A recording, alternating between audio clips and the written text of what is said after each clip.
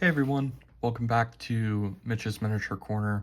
I figured I'd give you guys a quick update on what I've been up to the last few weeks. I think the battle report was the last video that I posted, so I actually haven't shown you guys what I've been working on. And that's been this unit of formed light infantry for the Seleucid army. They're made using the Victrix light infantry kit. One sec. This one. So there are 24 plastic javelin men in Greek style clothing with Greek style shields and helmets. Most of the helmets I have taken from various kits from like the phalanx kits that I purchased for the phalanx figures. So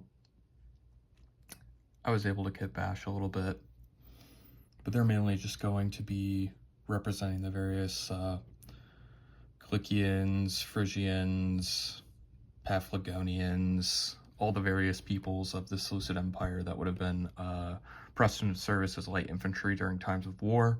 They're not necessarily specialists. These would probably be military settlers or citizens, like official citizens of the Seleucid Empire, who would have been obligated to serve, but were not, obligated to serve in any of the like formed regiments of like the phalanx or the cavalry or something like that. So that it's more of an ad hoc system, or at least that's what the sources tell us.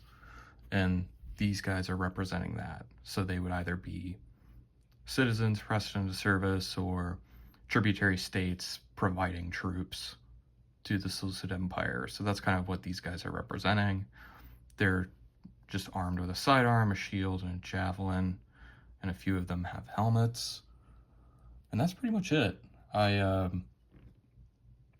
These are a pretty simple paint job, just colors, speed paint, the color to act kind of like an ink, and then that color back over it, and then of course like details. But yeah, I mean, that's pretty much it. I try to keep these guys pretty colorful. I wanted to sort of go back and do more colorful units for my ancients armies, because the first armies that I did were the Carthaginians and the Romans, and I painted like a lot of natural colors, but I was doing World War II figures before I got really into the ancients, and so all the greens and browns and stuff I had were pretty like dull, like olive toned. And so I feel like those armies aren't necessarily indicative of that time period, because they have like a lot of more naturalistic, almost like camouflage colors to them. Whereas I wanted to really try to represent the fact that, the ancient peoples were using all sorts of colorful dyes in their clothing and how they painted their shields and things like that. So I wanted this to be more historically accurate rather than what would be considered like a typical representation of military figures. So that's kind of what I'm going for here, is just trying to find like color combinations that they would have had access to, because it's all organic dyes, right? But they obviously are mixing color and things of that nature to get, these colorful textile patterns and things like that. So I tried to do a few different things with these guys, and this is the first time I'm really using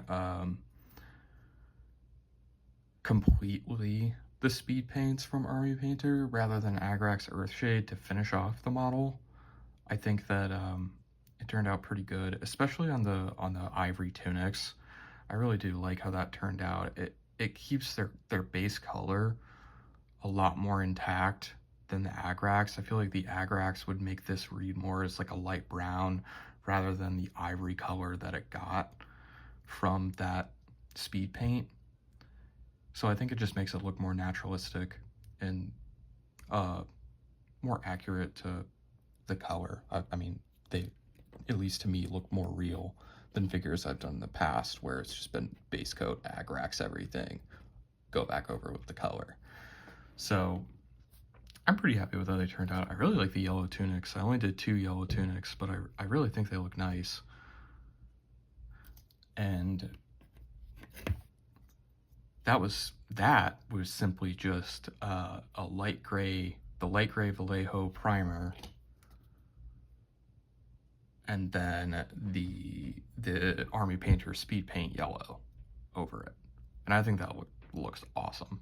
Like, I don't think I would be able to achieve that with just like yellow Vallejo paint. You know, I'm not that good of a painter.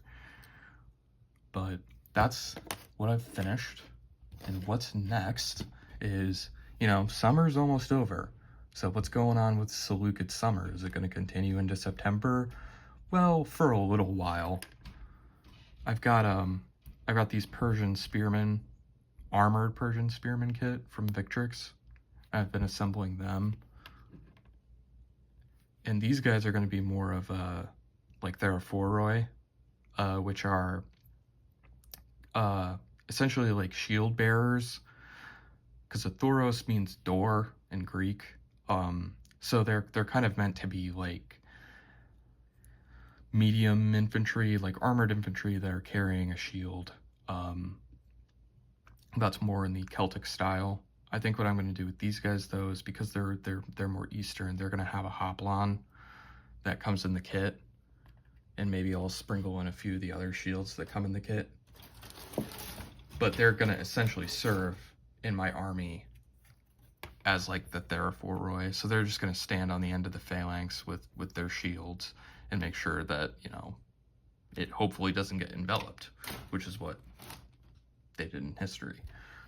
And then I'll probably paint those up, and I think I'm still going to paint on Seleucids throughout the rest of the year, but I think that it's not going to be Seleucid summer anymore. It'll just be hobby updates, because I've got some other things going on that I need to focus on, because my friend and coworker is starting a business where he's going to 3D print D&D miniatures, and I've offered my services basically to help him paint all these. So that's what these guys are. So I got to get cracking on those. They'll probably be done before the Persian spearmen. And then I think I'm only going to paint the Persian spearmen a few more just skirmish figures that I'll make from spares of this kit. And then I think Seleucid summer will be over for a little while, because I just played a game last Saturday, and it was a lot of fun. Me and my wargaming buddy had a lot of fun. So I think in the near future, Mitch's Miniatures is not going to say completely goodbye to the antiquity of the Middle East, but we are going to sojourn into early modern Western Europe at a much smaller scale. So these are figures made to represent the regiments of pike and shot that would have served in the Catholic League during the 30 Years' War. And they're the 15 mil warlord pike and shot figures. And I've got just an absolute mess of these that I have to churn out. So we're going to, this autumn and into winter, I'm going to be working a lot on those. And I've got some awesome, and I've been reading up on it too. So I got In the Emperor's Service, Wallenstein's Army, 1625 to 1634 by Lawrence Spring. It's from Hellion. So it's the Century of the Soldier by Hellion. So I got that. And for the Imperials, so that covers more of the Imperial Army. And then for the Catholic League, I have Bavarian Army during the 30 Years' War, the backbone of the Catholic League. Same author, same publisher. They are like Ospreys, but I feel like they're a little bit better researched and a little bit better laid out. not to say that Ospreys aren't. Osprey definitely like kicks their butt when it comes to the plates, but I think Hellion is a little bit better with their historiography and representing the period. But yeah, so I've been doing some research on that to paint 15mm 30 Years of War figures. Got some Harquebusier. These figures are alright. I don't mind the Warlords. They're fine. I was about to say, this is kind of the only scale I would collect this period in anyway. So, you know, it does the trick. I paid like $100 and I'm gonna get like 16-foot regiments, like 9 cavalry regiments. These are dragoons. And just a whole mess of different light and heavy ordnance pieces to represent the Catholic League during the 30 Years War, because my buddy is doing the Swedes. So I'm doing the Catholics, he's doing the Protestants, and we just played a game, a couple battalion aside, and it's alright. I think we're gonna shop around for rule sets, because we just played Epic Pike and Shot out of the Push of the Pike starter set, which is where all this stuff came from. And it's fine. I don't know. It's got all the same pitfalls as Hail Caesar, so, and black powder, which I abhor black powder. So I don't know. I mean, I think we'll try to find something a bit more reflective of the period. But that's not all. I was about to say, we haven't said goodbye to the Middle East just yet. I have a master's degree in history on the Middle East, and I'm opening a package because I couldn't help myself from ordering figures for the next project that I want to do.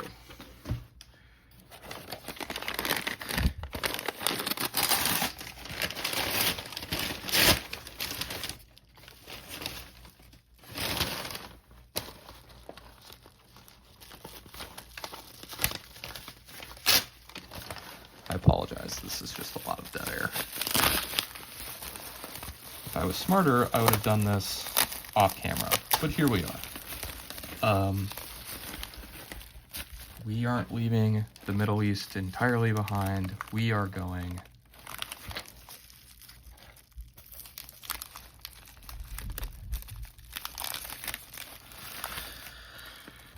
to the Crusader states.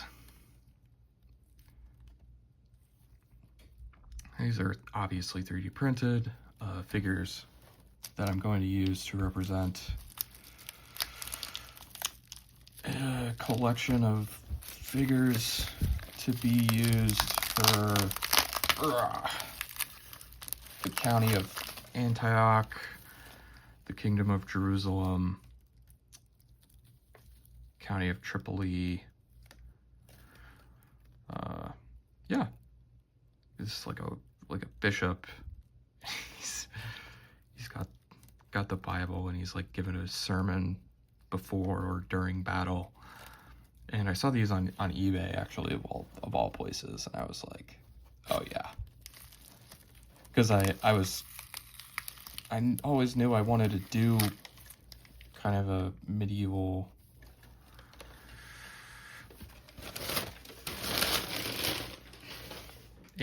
army, and this kind of gave me the direction for it. I mean, come on, how are you gonna see that and not just think, okay, it's time to collect an army for the kingdom of Jerusalem? And yeah, I mean, that's pretty much it. I think this guy is going to serve as our CNC for the whole army. Raymond of Poitiers, who was the I believe it was a princedom, the Principality of Antioch. I think I called it the county earlier. It's the county of Tripoli and the county of Edessa, the Principality of Antioch and the Kingdom of Jerusalem. And I think this is going to be Raymond Poitiers, or Raymond III, I believe, who was in the Battle of Harim against Nuruddin, which is the Arab army that I'm going to collect when Victrix gets around to doing their Arabs, which they showed off a while ago, I think last year, with their knights. So hopefully those are in the pipeline. But yeah, I want to do a Nuruddin army for kind of the Levantine Arabs, and he was the Emir of Damascus. He's from the Zengid dynasty, and obviously they're going to need someone to fight, hence Crusader states. So I've got a few 3D printed HQ guys to serve as leaders. They're very cool. I'm really happy. I'm looking at these for the first time, so I'm kind of just shocked at how awesome they look. But yeah, I mean, super cool, fun stuff coming from Mitch's Miniature Corner in the future. I probably will get to these sooner rather than later, because how could you not? But yeah, the main thing that I'm going to be working on in the future is I'm going to be tying up the loose ends of the Seleucid project, and then I'm going to be working on 15mm Catholic League figures for the 30 Years' War. And that's kind of the future of the channel, and also the random D&D stuff that I'm going to paint up for my friend. But yeah, I mean, that's kind of what I've been up to, what I'm going to be moving the channel towards in the future.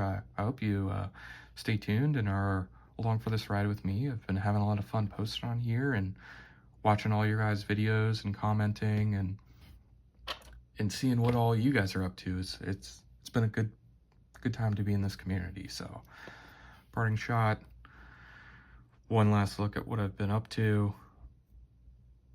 All right, and I'll leave you at that. I think have a good time. Have a good time hobbying. Stay safe, and God bless you.